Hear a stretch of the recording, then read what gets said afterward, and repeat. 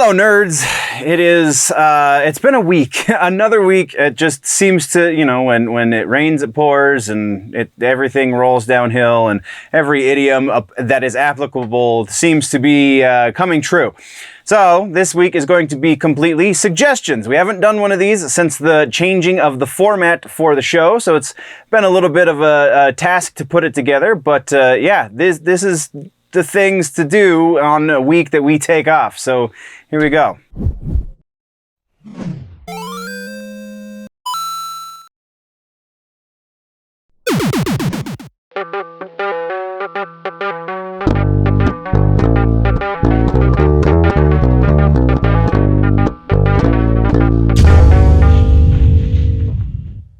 Okay, so we're just going to do this in order that we always do. For those of you that are finding me for the first time on perhaps one of the syndicated outlets, these sections are what the full show that is over on the main YouTube channel consist of. If you're on a syndicated outlet, generally there are only 3 of these 6, or I guess we're only doing 5 because you can't really do a rumor mill suggestion, but generally there are 6 sections. For this episode, there's going to be 5, and on the regular syndicated episodes, there are only 3. So it's going to be a little different for those of you finding me on, again, one of the syndicated channels, be it audio or otherwise. I'm looking at you, Nerdy Legion and Big Show Entertainment. That being said, the first section always is music. Also should be noted in this episode that you're probably going to hear a couple of repeats as far as if you've been watching over the course of the last couple of weeks, because this is what we do on a week. This is effectively an off week for me, because I have a new schedule. I guess I said that in the short. I have a new schedule that I have to, for the day job, that I have to make work with this. So things are very likely going to be changing as far as upload dates and stuff. That's, I guess, all of the housekeeping. Now let's get into the music section, shall we? So this week, again, just suggestions. The suggestions for music, we're going to do a couple that are in the vein that are expected, and then one that's a little out there. So first up, let's talk about Of Sulphur, Burden of Faith. This was the music suggestion last week for the main episode, and I just really dig this record. This is definitely Blackened Death core, to be specific. That it seems to be in vogue in the hard music community, the heavy music community. And I am here for it. Of Sulphur, this record actually just came out March 24th. These guys are on Century Media. The name of the record, again, Burden of Faith, I just recorded a couple of days, or I guess a little over a week ago now, recorded a reaction video to the most recent single that features Howard Jones on guest vocals. And honestly, if you dig that one track, so go there kind of to feel it out a little bit. If you dig that one track, you are really going to love this record. It is just so good. All right, so that's the first one. The next suggestion for the music section is one that I suggested a little while ago, and we're going to suggest it again. This is the Unto Others. The most recent Unto Others record is called Strength. It came out in 2021, September 24th of 2021 to be specific. These guys are on Roadrunner Records, and this is not super aggressive. They are still, I would say, pretty much a metal band. A goth metal, I guess, is probably fairly appropriate. Kind of synth wave goth metal thing going on. Very Typo negative vibes when Typo was not overly heavy. That is effectively where Do Unto Others falls. And this record, Strength, is just like legitimately powerful. It is dark. It is very gothy. It is not exactly the heaviest record you're ever going to listen to. Probably not the heaviest record you'll listen to this week if you like generally heavy music, but worth a listen. Just these dudes, I believe they're from Wisconsin, know how to push a tune and know how to make a vibe, if you will. You go check out Strength from Unto Others. It's a little old at this point, but still worth a listen, that's for sure. And then our final, we're only doing 3 suggestions in each section. So our final suggestion for the music section is a YouTube channel, actually. The Frog Leap Studios YouTube channel, to be specific. Leo Maracchioli. I believe this has been the suggestion a number of times. It's been about a year, though, since I brought up Frog Leap, I believe.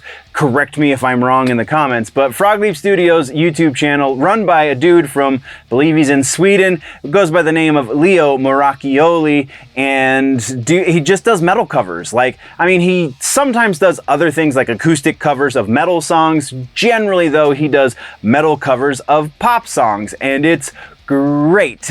It is pretty dang awesome. So if you have not seen Leo Maracchioli and you dig a good cover, because he does a new song every week.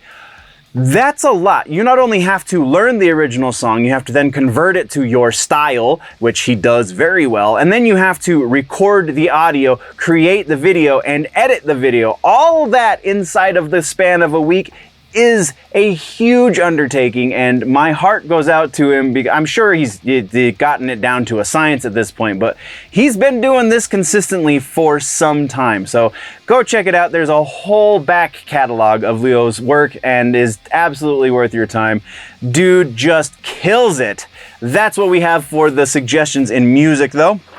So let's take a stroll on over to comic books and books. We've got a pretty interesting assortment here. So first up, this is the big repeat, and that is Batman vs. Teenage Mutant Ninja Turtles. There are 3 trades. If you pick up all 3, then you are going to thank me later, because it's just real. I really like Tynion. I really like James Tynion. James Tynion is the writer on this. The artist is Freddie Williams III. And like the 2 of these guys together on this project is fantastic. There was an anime that came out recently based on this book, relatively recently, I guess, based on these books as well, mostly based on the first book. The second book and third book are very much also worth a read, so pick them up as well.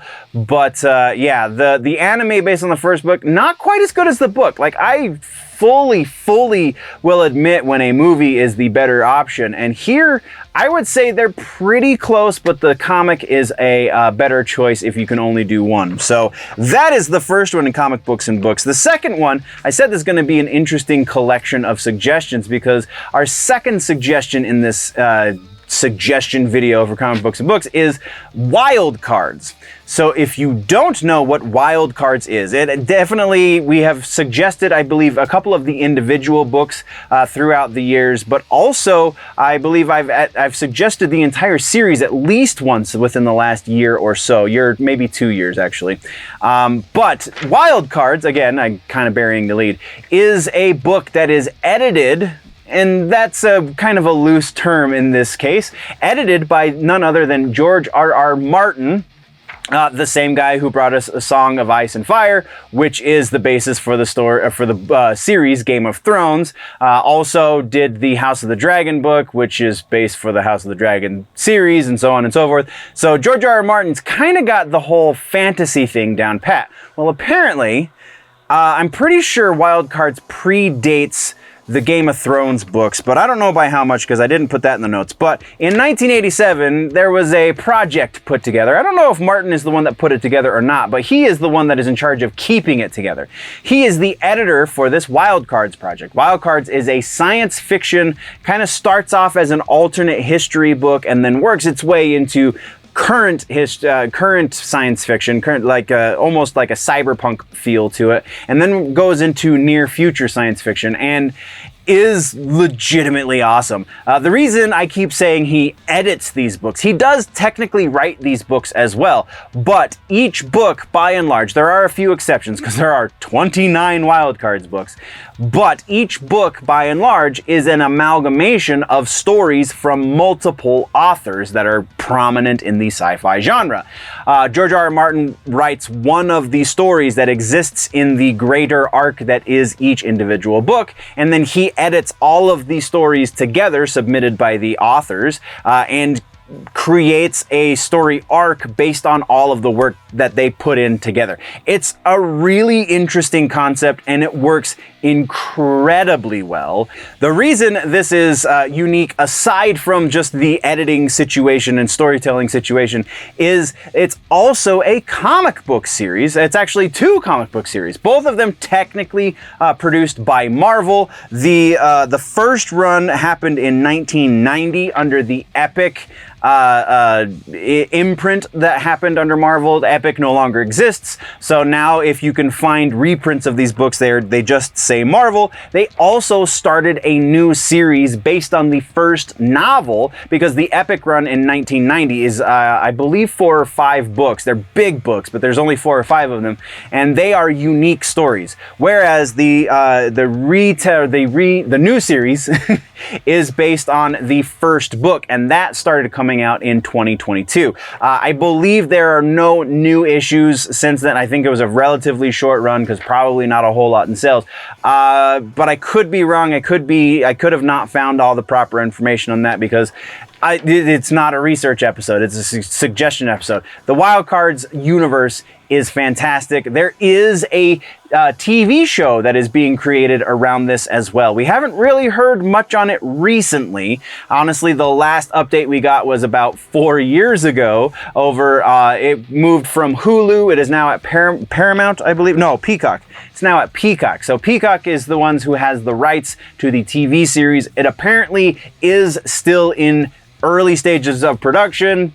I mean, COVID did happen, so that's very likely the excuse that they have for a 4-year delay on production, but there you go. Just dig into the Wild Cards. If nothing else, the first 12 books are absolutely fantastic. I've read those. I haven't read beyond book number 12 just yet, but either way, real nice. All right, and then our final suggestion for the comic books and books section is a book series that also has a lot going on, and that is Isaac Asimov's Foundation series. So the original book for this, there are currently 7 books in the Isaac Asimov series of Foundation. There are many more books that also take place in the Foundation universe, but those have been published after Asimov's passing.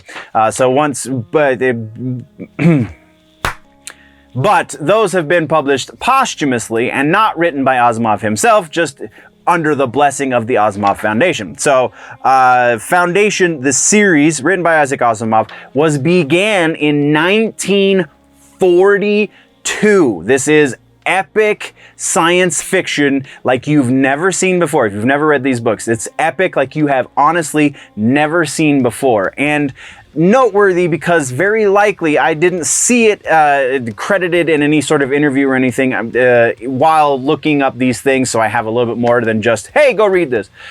But I think I've heard that Foundation is an inspiration for the Dune series by Frank Herbert, which then was an inspiration for Star Wars. So we're looking inspirationally back 3 generations that led us to Star Wars in a lot of ways, and there's an obvious parallel to be drawn in a lot of the stories that are told in the Foundation universe. So I have read all 7 of the Asimov books. I have read 2 of the 3 prequel books that were written posthumously. It's just a fascinating science fiction series, and it's incredible that the bulk of it was written before I was born, which is bonkers to me, but absolutely worth your time. Asimov was a brilliant man, and it kind of is all culminated in the Foundation series, so go check that out. That's what we have for comic books and books. Let's talk about gaming and tech. This is the exception. We're not doing 3 suggestions for this one because tech is a weird thing to try and find a suggestion for. If I found a 3rd suggestion, it was going to be tech specific, being as that's a weird kind of premise to go on. We're just doing 2 games, first of which is a current one, that is Halo Infinite, Season 3 is underway right now. You have a little over 2 months left in Season 3. There's a lot of people in the community that are saying it's too little too late. I don't know about the too little. The too late I can understand the argument for, because season 3 and now we're getting what we want, really. And even then, not entirely what we want. It's just the gameplay mechanics are super solid. You're finally starting to get some really great armor cores.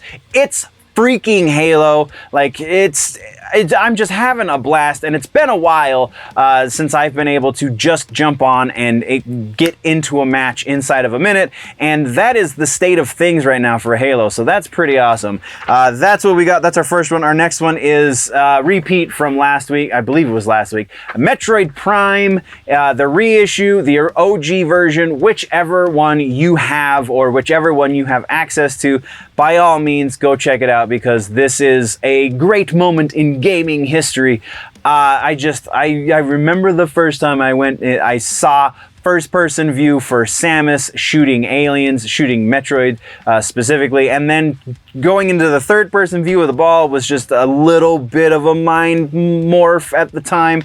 I had a lot to kind of get my fingers around and play with, and now it's just second nature. It's legit. Metroid Prime, go check it out. That's gaming and tech. Again, weird to try and find a tech suggestion. So I don't know, maybe if you may have something that is tech related, that doesn't fall in other areas, that's something that can easily be suggested that the masses check out, then by all means drop a comment down below, because that's something that I'm still working on. I like to try and vary up the suggestions section, and since I don't really know how to suggest tech, because generally speaking tech's a little expensive, yeah, just an interesting conversation to be had, I guess.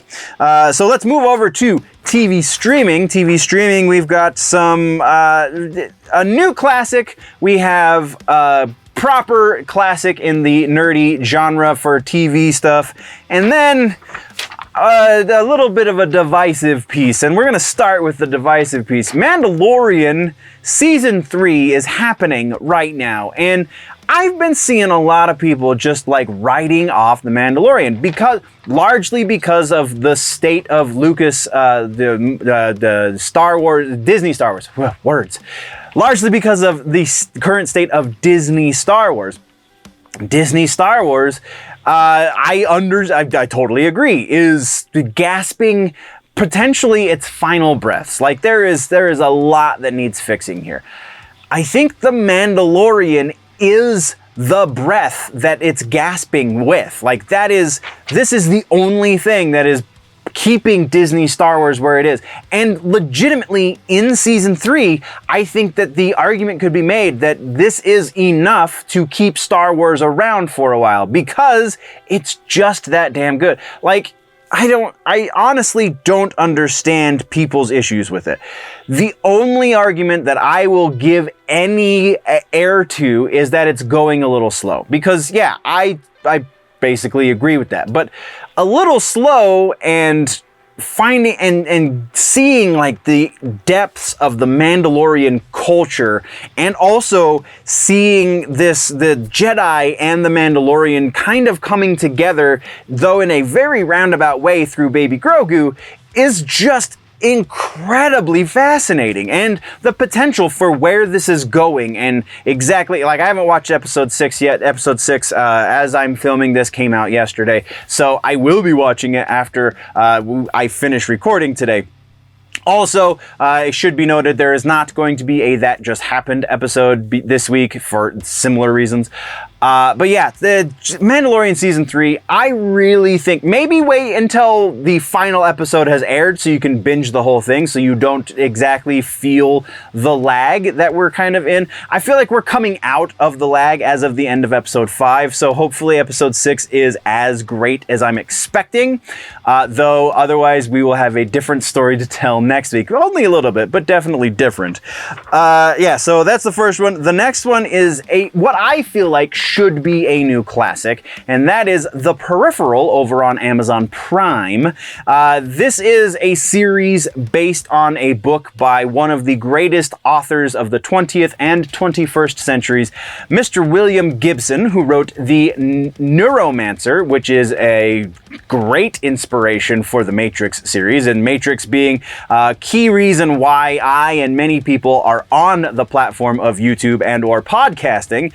It's pretty significant. This is his most recent authorship, so it's based on his more recent book. It's going to be a trilogy. I don't think the third book has quite come out yet, but he basically does all of his stuff in trilogies. It's a quasi-cyberpunk, like near-future science fiction mixed with multiple dimensions and time travel, and just, it's crazy.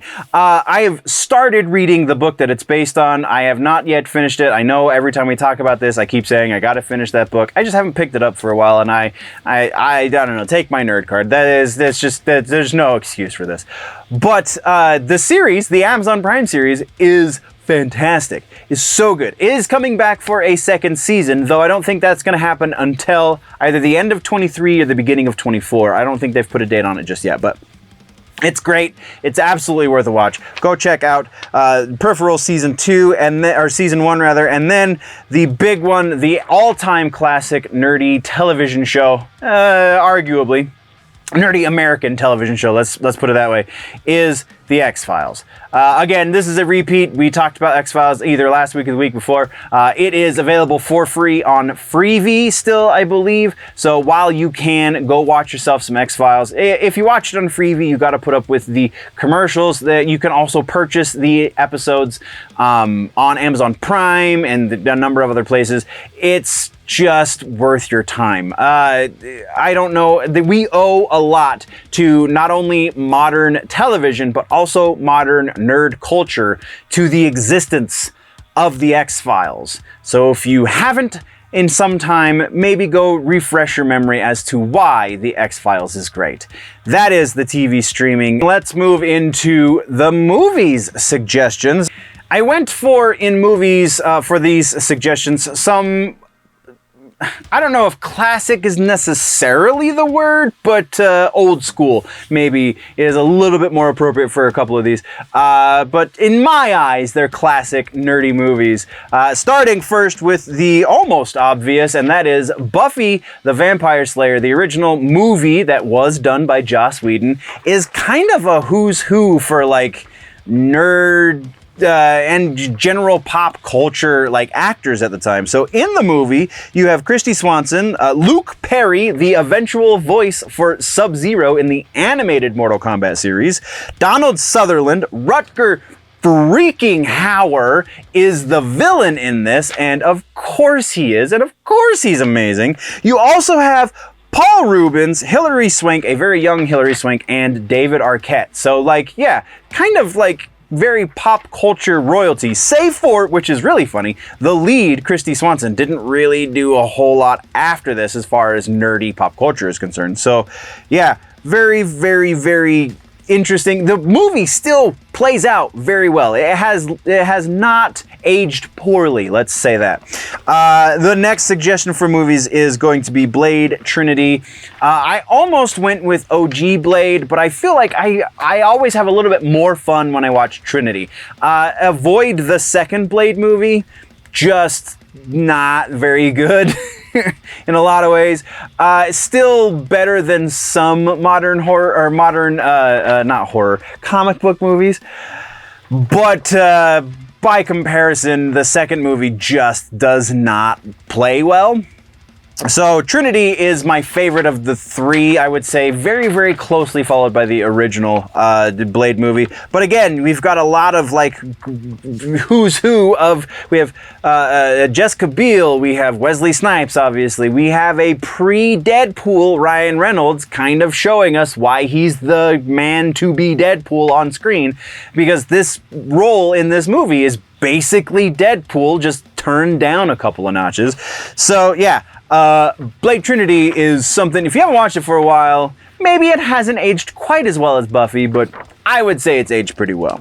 And then our final suggestion for movies and our final suggestion for the episode, Hellboy, the original Guillermo del Toro movie, 2004, David Hyde Pierce, you have Ron Perlman, Selma Blair, and the GOAT when it comes to most things horror and or pop culture that kind of goes as an unsung hero of a lot of this, and that is Doug effing Jones. Dude is just incredible. Guillermo del Toro is a big fan of him. He uses him a lot. Doug Jones in the Hellboy movies is Abe Sapien. They don't use his voice for the first movie for some reason, but in Golden Army, it's his voice. In the first movie, another nerdy credit, David Hyde Pierce, Niles freaking Crane, does the voice for Abe Sapien. So very interesting there. Just so well done. Like, there's a reason why fans are still champing at the bit for a third installment in this version of the Hellboy universe. It's just that dang good. Yeah, I can't really gush anymore because I'm just going to start repeating myself. So go check out Hellboy or any of the other movies and TV shows and stuff that we've talked about in this episode. I will see you nerds in a week. Whether or not it is a proper news show kind of remains to be seen right now, though it does look promising that we will be back to our regularly scheduled program as of next week. Just kind of had to take a little easy week as far as the YouTube stuff is concerned this week because, again, new schedule, new job, and such. So thank you very much, nerds, for joining me on the main channel, on any of the periphery channels. I very much appreciate it. We will not be doing a shout-out show this week, so I will be sitting on the shout-outs, kind of do a grand shout-out show when we make a return. Also, not doing a That Just Happened episode this week. Again, just kind of going to do a big That Just Happened. Probably, if we do a regular episode next week, we will also do shout-outs and That Just Happened. So...